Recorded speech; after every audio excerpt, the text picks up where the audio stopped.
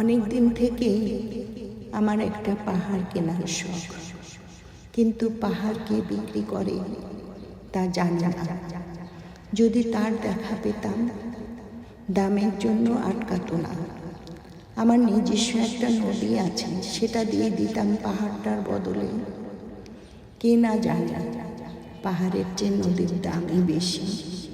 পাহাড় স্থান, নদী বহমান, তবু আমি নদীর বদলে পাহাড়টাই কিনতাম, কারণ আমি ঠকতে চাই না। নদীটাও অবশ্য কিনেছিলাম একটা দ্বীপের বদলে। ছেলেবেলায় আমার বেশ ছোট্টখাট্ট ছিমছাম একটা দ্বীপ ছিল, সেখানে অসংখ্য প্রজাপতি। শৈশবে দ্বীপটি ছিল আমার বড় প্রিয়। আমার যৌবনে দ্বীপটি আমার কাছে মাপে ছোট লাগলো। প্রবাহমান ছিপছিপে তন্দ্রী নদীটি বেশ পছন্দ হলো আমার। বন্ধুরা বলল, ওইটুকু একটা দ্বীপের বিনিময়ে এত বড় একটা নদী পেয়েছিস, খুব জিতেছিস তো মাইরি। তখন জয়ের আনন্দে আমি বিহ্বল হতাম। তখন সত্যি আমি ভালোবাসতাম নদীটিকে।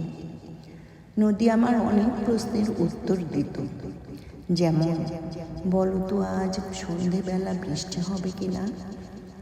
সে বলতো, আজ এখানে দক্ষিণ গরম হাওয়া, শুধু একটি ছোট্ট দ্বীপে বৃষ্টি, সে কি প্রবল বৃষ্টি, যেন একটা উৎসব।